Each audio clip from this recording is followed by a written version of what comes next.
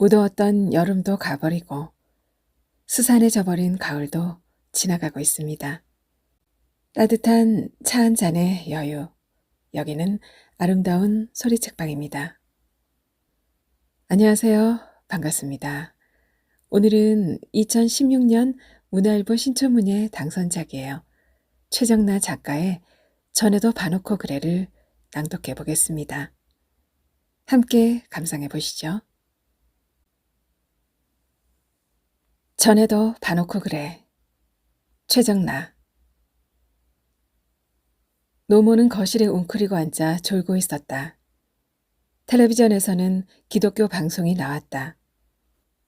목사의 말끝마다 탄성을 내지르는 성도들을 카메라가 훑고 지나갔다.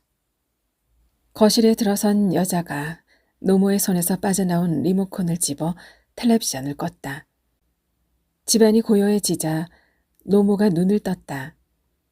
여자와 그 뒤에 서 있는 남자를 바라보던 노모는 두 눈이 휘둥그레져서 일어났다. 껑충하게 올라간 바짓단 밑으로 붉은색 내복이 삐져나왔다. 절반쯤 드러난 종아리엔 살 비듬이 껴있었다. 노모가 허둥대며 다가가 여자의 목을 끌어안았다. 여자의 목 뒤에서 노모의 손가락이 단단하게 겹쳐졌다 풀어졌다. 얼굴이 붉어진 여자가 헛기침을 했다. 노모가 남자를 향해 두 팔을 벌렸을 때 남자는 케이크 상자를 바닥에 내려놓았다. 남자의 등을 물끄러미 바라보던 노모는 불쑥 여자에게 다가가 리모컨을 빼들었다. 설교 중에 끄면 벌 받는다. 노모가 말했다. 잘 지내셨어요, 엄마? 남자가 물었다. 손님들은 언제 오세요, 어머니? 여자가 물었다. 돈 들여서 저런 건 뭐하러 사왔냐? 노모가 케이크 상자를 가리켰다. 아버지 생신인데 있어야죠. 남자가 형광등 스위치를 올렸다. 아껴야 한다. 노모가 형광등 스위치를 내렸다. 여자가 케이크 상자를 가지고 주방으로 갔다. 노모도 따라갔다. 식탁 위는 어수선했다. 그릇과 된장병이 여러 개 나와 있었고 플라스틱 반찬통엔 약봉지가 수북하게 쌓여 밖으로 흘러 넘쳤다. 노모는 무엇을 해야 할지 모르겠다는 표정으로 여자의 움직임을 주시했다. 여자가 싱크대 선반에서 물잔을 꺼내자 노모는 그제야 생각났다는 듯 가스레인지에 주전자를 올렸다. 조금만 기다려라, 새아가. 여자가 쳐다보자 노모가 다시 말했다. 물 말이다. 이게 느릅나무 거죽을 끓인 거다. 그러니까 이걸 마셔라.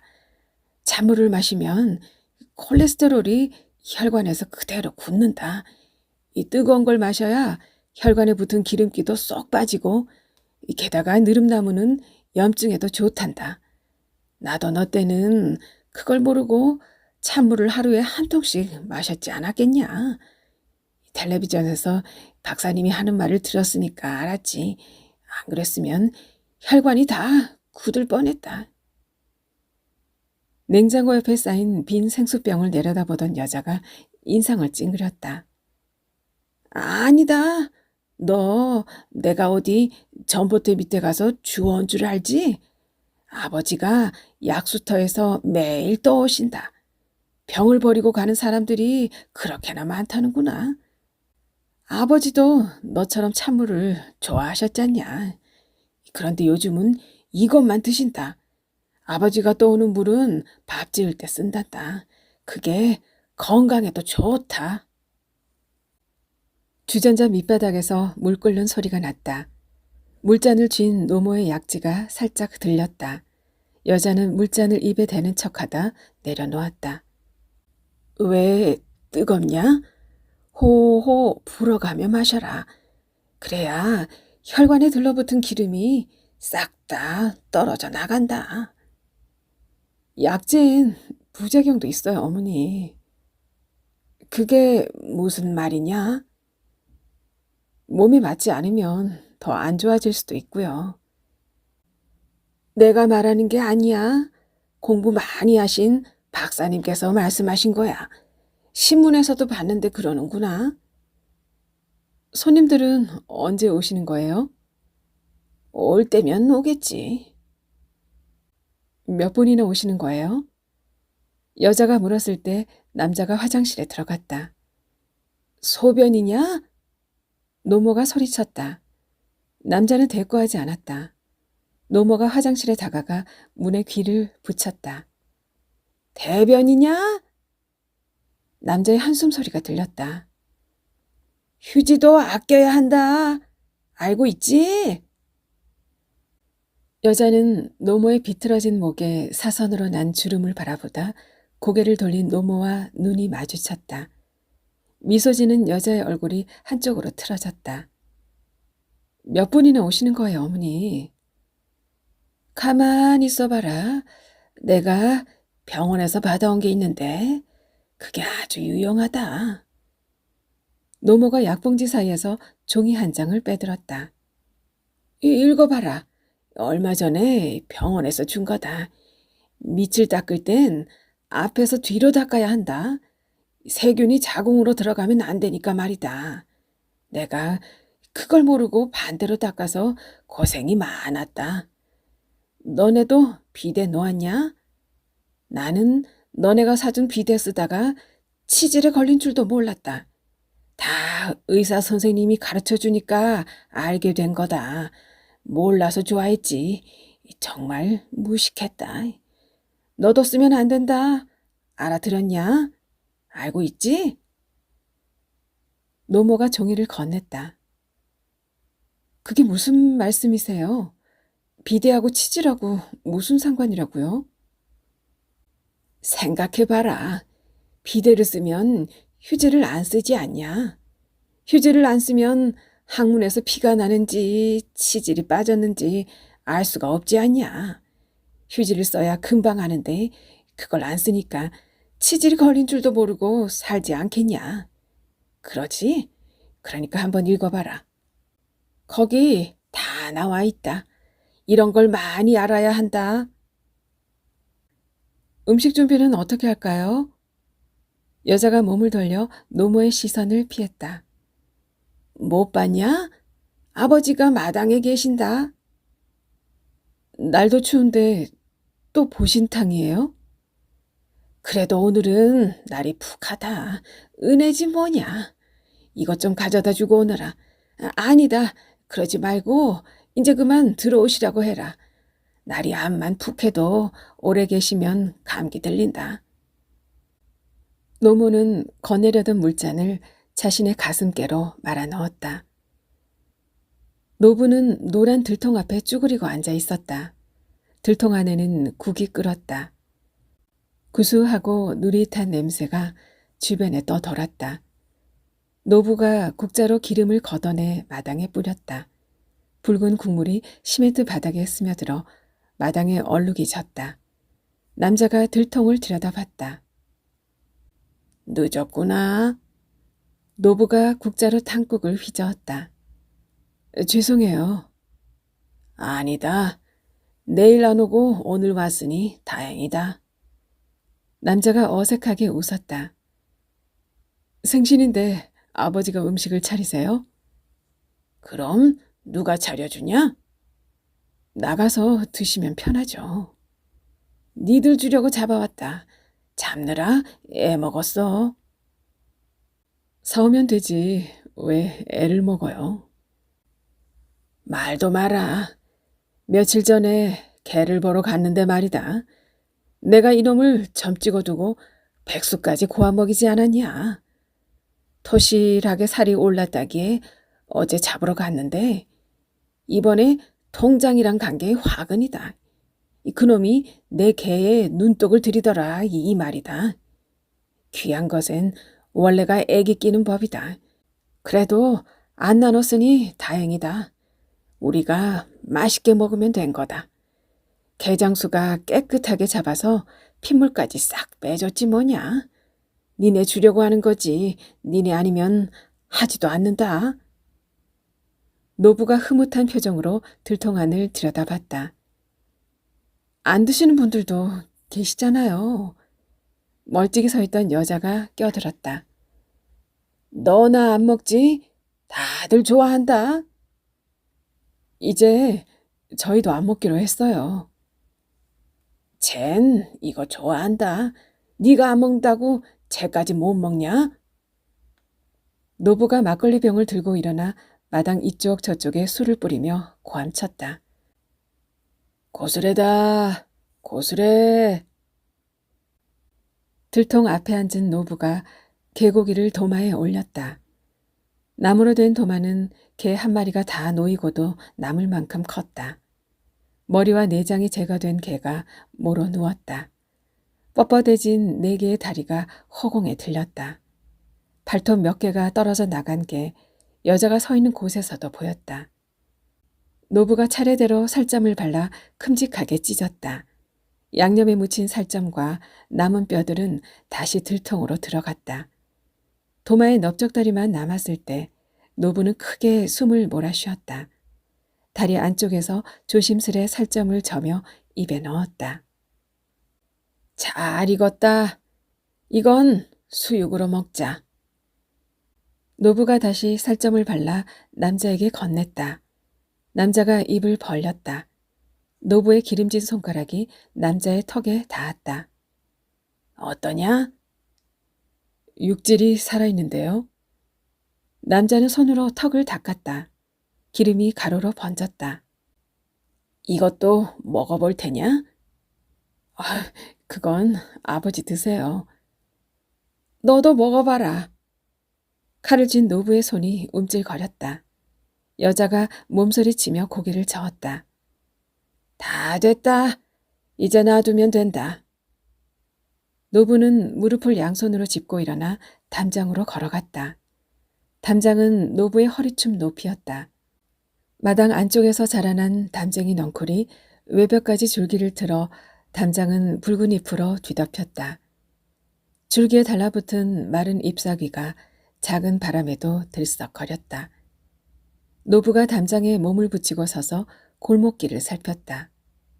노부의 몸이 넝쿨을 눌렀다. 잎사귀가 바스락대며 줄기에서 떨어져 나왔다. 움켜진 손가락처럼 생긴 잎사귀 몇 장이 허공에서 갈짓자를 그렸다. 소리에 놀란 개가 제 집 밖으로 나왔다. 개는 페키니즈와 누런 개의 잡종이었다. 오래전 동네를 오가던 유기견이었는데 대문 안으로 들어와 나가지 않았다고 노부가 말했다. 개가 노부의 다리에 매달리며 꼬리를 흔들었다. 목줄이 짧아 움직일 때마다 줄이 팽팽하게 당겨졌다. 언제들 오려나? 누가 와요? 남자가 물었다. 누구긴 누구냐? 작은아버지랑 둘째, 넷째 작은아버지네지. 올 사람이 또 있냐? 그냥 생신인데 뭘 다 부르셨어요? 생신이 뭐 그냥 생신, 특별 생신 따로 있냐? 사촌들이랑 재수 씨들도 오겠네요. 부모가 움직이는데 자식들이 모셔야지. 귀찮아요. 닦아야겠다. 노부가 평상을 가리켰다. 여기서 드시게요? 걔는 밖에서 먹어야 제맛이다. 추운데요? 가을인데도 춥냐? 아버지도 이제 겨울이죠. 지하실에 가서 파라솔이나 좀 꺼내와라. 파라솔은 뭐하게요? 평상에 파라솔 꽂고 그 위에 비닐이라도 씌우면 되지 않냐? 어머니가 감기 걸린다고 그만 들어오시래요. 여자가 말했지만 아무도 대답하지 않았다. 남자는 지하실 문을 열고 들어서다 장도리에 발이 걸렸다. 휘청대던 남자가 이내 중심을 잡았다. 여자도 남자를 따라 들어갔다. 퀴퀴하고 습했다. 어둠이 눈에 익을 때까지 기다렸다가 남자가 형광등을 켰다. 촉 낮은 전구가 노랗게 빛났다. 쪽창 아래 4개의 운동기구들이 나란히 놓여 있었다. 발판이나 손잡이가 고장난 것들이 대부분이었다. 남자는 복지관에서 버린 것들을 옮겨오는 노부를 이해할 수 없다며 투덜댔다. 기구들은 몇십 년 동안 한 번도 쓰지 않은 것처럼 보였다. 고장난 곳엔 철사나 노끈이 둘둘 말려 있었다. 칠이 벗겨진 데는 기름을 먹여 놓았다. 누런 기름이 흐르던 채로 진득하게 굳었다.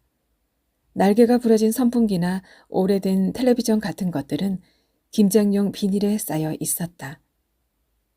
당신 그 고기 먹을 거야? 여자가 남자에게 바짝 다가섰다. 왜 그래? 남자가 바닥에서 파라솔을 찾아냈다. 걸 어떻게 죽이는지 몰라서 그래? 그렇게 다 따지면 먹을 게 없어. 그렇게 원한을 가지고 죽은 애들이 몸에 좋을 리 없어. 아버지가 정성 들여 끓이니까 몸에 좋을 거야. 쟤는 힘없는 애들이라고. 우리도 힘 없어. 남자가 파라솔에 묻은 먼지를 손바닥으로 털었다. 먼지가 일자 남자는 눈살을 찌푸렸다. 여자도 뒤로 물러났다. 남자는 플라스틱 의자 위에 파라솔을 겹쳐들고 밖으로 나갔다. 뒤뚱대며 계단을 오르는 뒷모습을 여자가 바라봤다. 남자가 시야에서 사라질 때까지 여자는 움직이지 않았다. 노란 불빛이 여자 아래 그림자를 만들었다. 여자는 자신의 그림자를 응시했다. 여자의 머리 높이에 달린 쪽창으로 남자의 다리가 지나갔다. 노부의 다리도 스쳤다. 여자는 박제품처럼 놓인 운동기구를 피해 쪽창 가까이 다가갔다.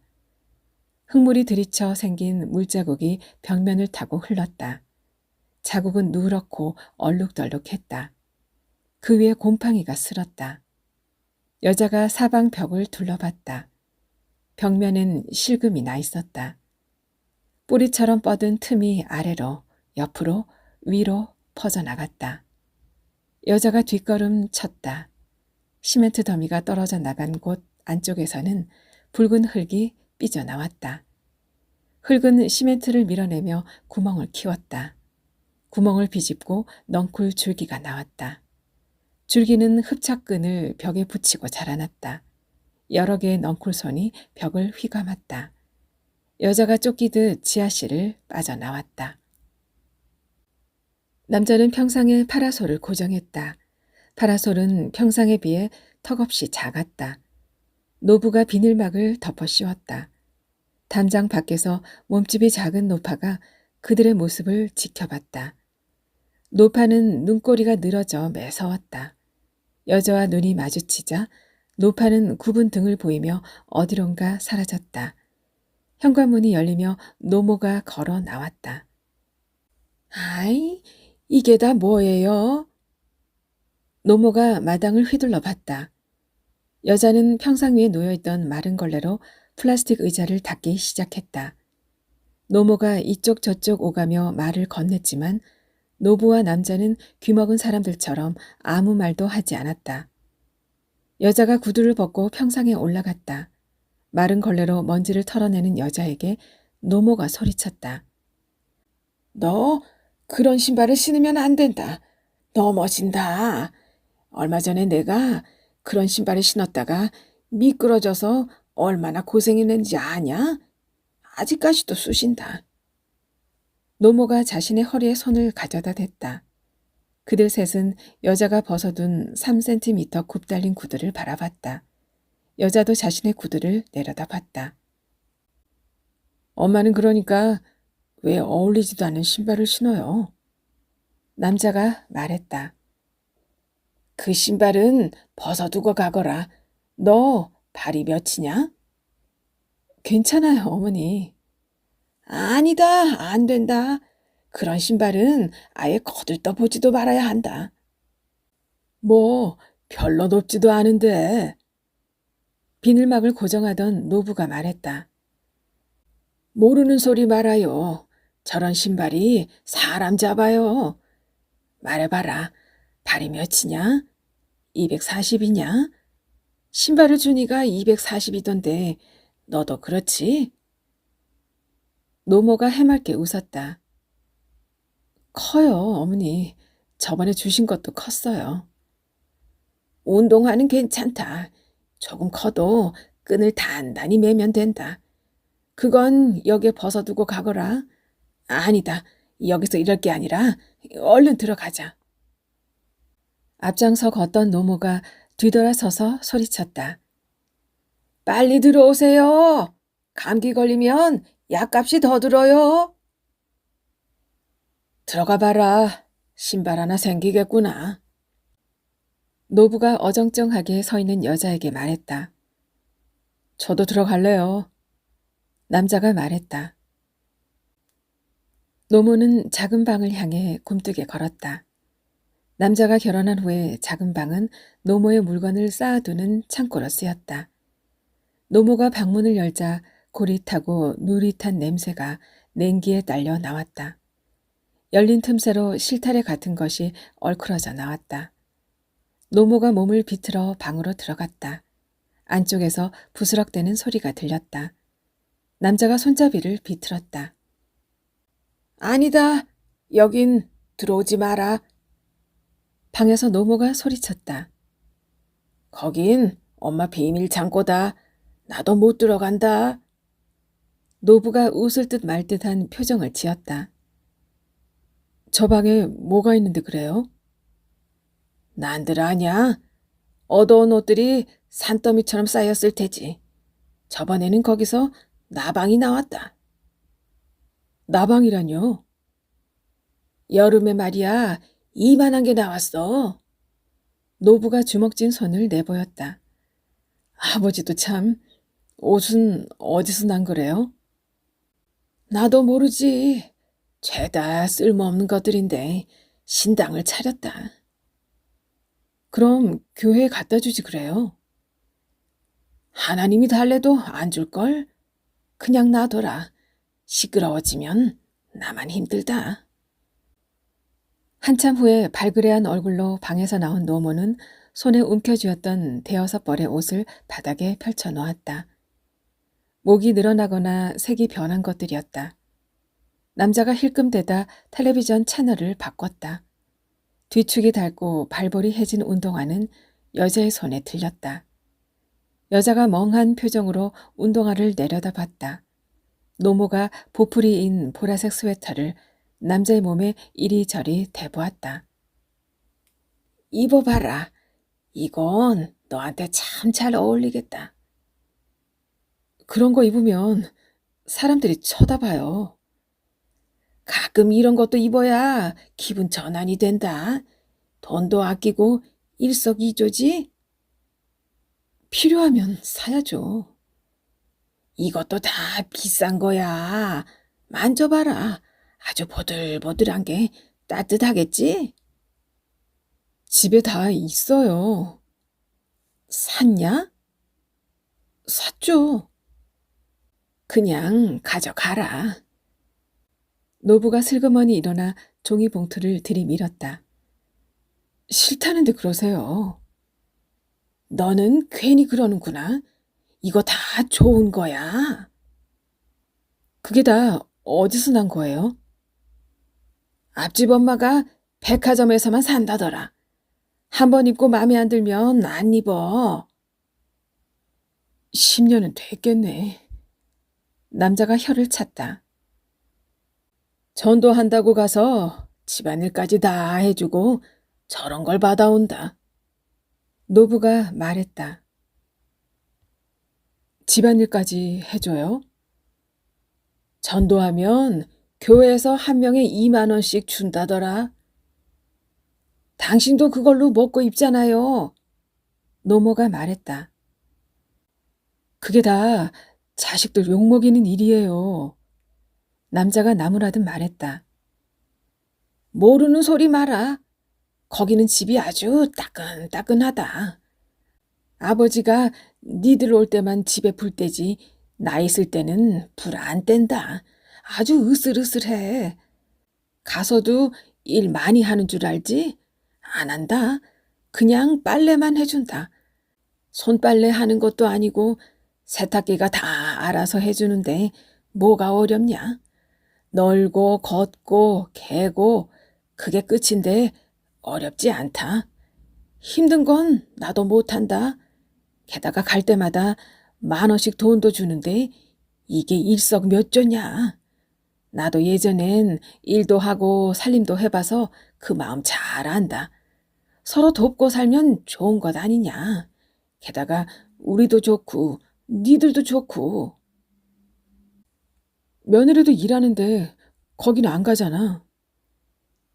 행사장은 요즘 안 가세요? 여자가 화제를 바꿨다. 안 간다. 노모가 대답했다. 뭘 안 가? 요즘에도 간다. 노부가 말했다. 행사장이라뇨? 남자가 물었다. 싸구려 물건 가져다 비싸게 파는 데 있지 않냐? 노인들이 돈을 엄청 쓴다더라. 거긴 아들 같은 청년들이 어깨도 주물러 준다. 친절한 데다 갈 때마다 휴지도 하나씩 나눠준다. 옥장판에 누워있으면 찜질방이 따로 없으니 몸도 풀리고 따끈하고 그만한 게 없다. 100만 원이나 주고 옥장판을 샀으니까 그렇지. 100만 원이요?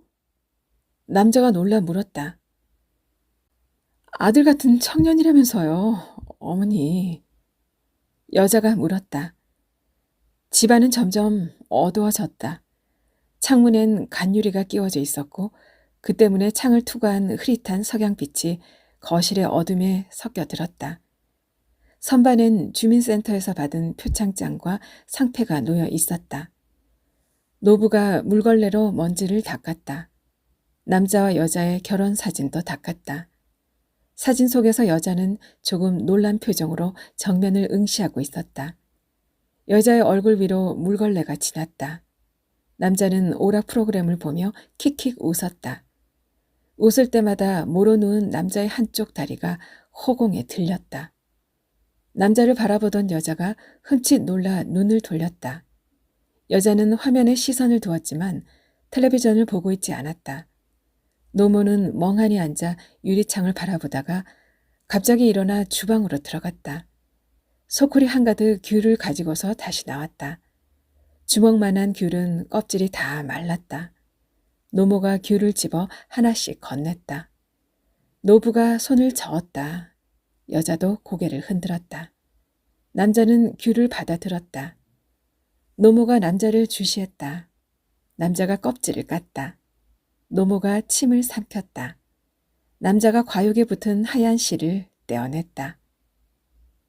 귤은 그 흰 부분을 다 먹어야 한다. 나도 네 나이 때는 흰 거를 다 까냈다. 그땐 너무 몰랐다. 지금이라도 이렇게 알았으니 얼마나 다행이냐. 그게 피를 맑게 해준다. 뿐이냐? 암도 없애주고 숙변도 제거해주고 피부도 좋게 한단다. 너는 까지 말래도 그렇게 까니? 남자는 대답하지 않았고 노모는 다시 시무룩해졌다. 두 눈을 끔뻑대며 옷가지를 바라보던 노모는 자신의 방문 너머 어딘가를 응시했다. 손님들이 늦으시네요.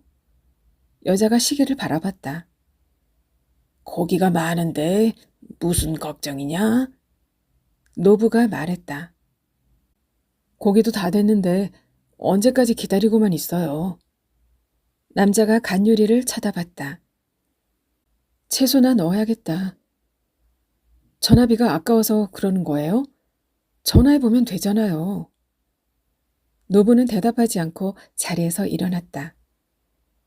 당신이 나갔다가 와. 여자가 말했다. 당신이 갔다 오면 되잖아. 남자가 길게 뻗은 다리를 꼬고 움지려 거렸다. 노부를 따라 여자가 밖으로 나갔을 때 도마 앞에 쭈그리고 앉은 노파와 마주쳤다. 몸집이 작은 노파는 열심히 입을 오물거렸다. 도마엔 넓적다리가 점여져 있었다. 입이 쩍 벌어진 노부는 말없이 노파를 노려봤다. 누구세요? 여자가 물었다. 권사님 보러 왔는데. 어머니는 집에 계시는데요? 여자가 얼떨떨한 목소리로 말했다. 권사님이 여기 어디 배지를 모아놨을 텐데 영 찾을 수가 없잖아. 폐지라니요. 평소엔 잘 또 가져가더니 오늘따라 안 보인다는 건 무슨 소린지. 노부의 얼굴이 일그러졌다. 노파가 수육을 뭉텅이로 집어 입에 구겨 넣었다. 고기가 다 풀어졌어. 너무 삶았어. 이 망할 놈의 노인네가 이도 없으면서 뭐가 풀어졌다는 거요? 들어왔다가 있길래 잘 익었는지 잠깐 본 건데 뭐 잘못됐냐? 우리도 아직 안 먹은 건데 이러시면 어떻게 해요? 여자가 말했다. 뉘신가? 처음 보는 얼굴인데. 노파가 마당에 가래침을 뱉었다. 할머니, 침을 뱉어놓으면 그걸 누구 보고 치우라는 거예요. 배지도 모자라서 남의 집 귀한 고기까지 축내기요? 노부가 허공에 대고 삿대질했다. 아이고, 맛도 없는데 유새는? 맛이 없다니? 그게 얼마나 귀한 건데?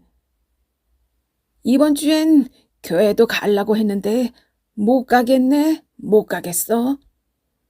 노파는 탕국에 침 뱉는 신용을 하며 자리에서 일어났다. 저놈의 노인네가? 노부가 노파 앞으로 달려갔다. 노파가 노부를 피해 대문 쪽으로 걸어갔다. 노파는 정강이까지 내려오는 바지를 입고 있었는데 노모의 것과 같았다. 종아리엔 부푼 핏줄이 징그럽게 엉켜 있었다. 다시 이 집에 얼씬거리지 마요. 노부가 소리쳤다. 노파가 계집 위에서 폐지를 끌어모아 대문 밖으로 사라졌다. 저런 정신 나간 할망구들을 전도한다고 저런다. 주저앉은 노부가 들통에 채소를 밀어 넣었다. 거실엔 대여섯 벌의 옷가지와 운동화, 빈 종이봉투가 늘어져 있었다. 소쿠리 주변엔 귤 껍질이 떨어져 지저분했다. 남자는 텔레비전을 보느라 노부와 여자가 들어온 줄도 몰랐다. 힘이 빠진 노부가 바닥에 앉았다. 여자도 벽에 등을 붙이고 앉았다. 노모는 작은 방 문지방 쪽에 머리를 두고 잠들었다. 노부가 잠든 노모를 슬쩍 쳐다봤다. 피곤한 표정이었다. 노부가 노모를 깨웠다. 노모는 잠에서 깨어나지 않았다. 여자가 노모를 흔들었다. 코를 고는 노모의 입이 벌어졌다. 곧 손님들이 오실 텐데. 여자가 걱정된다는 투로 말했다. 온다고 한 지가 언젠데 아직까지 안 온다냐? 오시긴 하는 거예요? 남자가 시계를 봤다. 저녁이 다 지나는데 왜 아직까지 한 명도 안 오냐? 어떻게 해요? 여자가 물었다. 우리라도 먼저 먹자. 노부가 체념한 듯 말했다. 어머니는요? 배고프면 일어나겠지. 셋이 마당으로 나왔다. 노부가 도마 앞에 앉아 넓적다리를 저몄다. 소쿠리의 수육이 차곡차곡 놓이는 동안 남자는 냄비에 탕국을 퍼 담았다. 여자는 평상 위에 상을 폈다.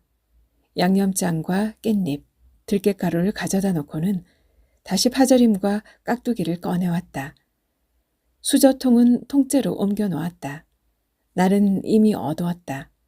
노부가 지하실에서 손전등 몇 개를 꺼내왔다. 수육이 알맞게 익었구나. 노부가 말했다.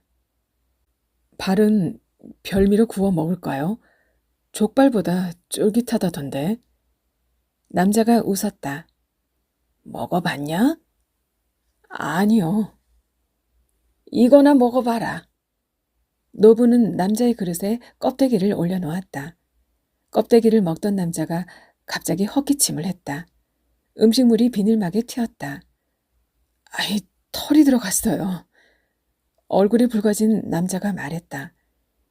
여자는 눈살을 찌푸리고는 들키지 않으려고 담장을 바라봤다. 담쟁이 넝쿨이 뻗어가고 있었다. 담벼락이 붉었다. 넝쿨 손은 마당 안쪽까지 감겨 내려와 회양목 화단으로 줄기를 늘어뜨렸다.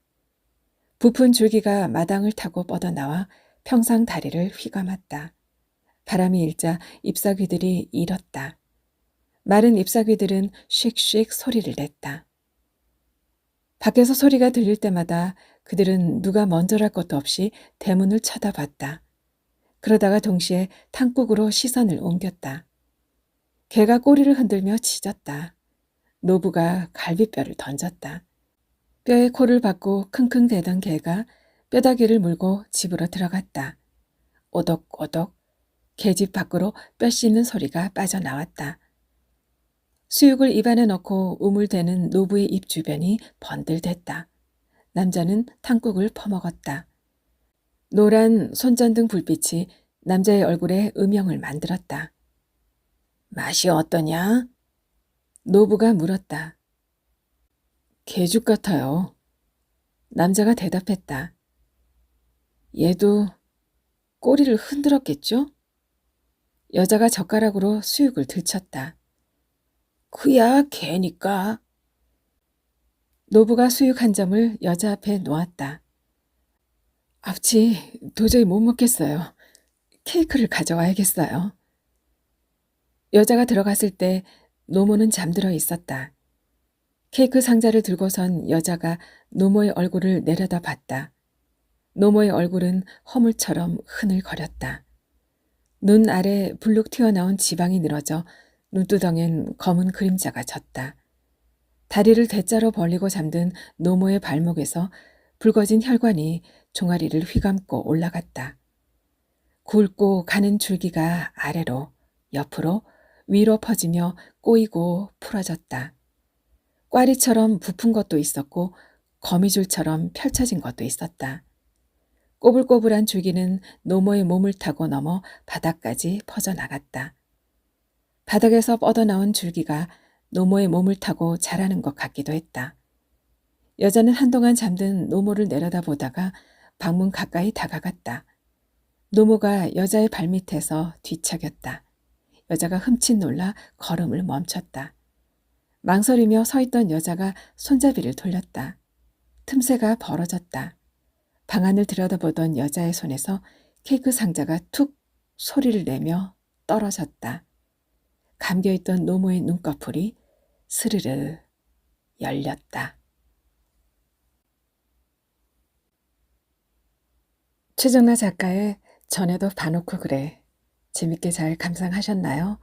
이어서 작가의 당선 소감을 함께 하겠습니다. 차가워. 그래서 도통 정이 가지 않아. 이런 이야기를 수도 없이 들었다. 내가 아니라 내가 쓰는 소설 이야기다. 지금 이런 이야기가 떠오르는 것은 그만큼 아팠기 때문일 것이다. 나는 정말 차가운 사람인가? 인물들을 위로하고 그럴 수밖에 없는 이유를 설명하고 그래서 인물에게 애정을 느끼게 하는 것이 따뜻함이라면 그것이 소통과 공감이라면 그렇다. 나는 차갑다. 그리고 더 차가워지고 싶다. 냉동고에 걸린 개고기를 본 적이 있었다. 거기엔 어떤 의미도 과거도 수식도 없었다. 나는 죽은 개고기에 온기를 주거나 그래서 무언가를 위로하거나 조금 더 따뜻해졌으면 하는 희망을 품지 않았다. 그 순간을 그대로 얼려버리고 싶었다. 개를 보며 소설은 진원굿이 아닐까 생각했다. 바다에 나가서 돌아오지 않는 남편을 눈으로 확인하지 않아서 믿지 못하는 아내에게 남편의 죽음을 직시하게 하는 것이 소설이 아닐까? 직시하는 것은 고통스럽지만 이후의 삶은 전과 같지 않을 것이다. 그것이 내가 생각하는 따뜻함이다. 함께 찬 공기를 견디며 말없이 같은 곳을 바라봐준 사람들이 있었다. 그들이 있었기에 나는 따뜻한 곳에서 차가운 곳을 바라볼 수 있었다. 감사하다는 이야기를 전하고 싶다.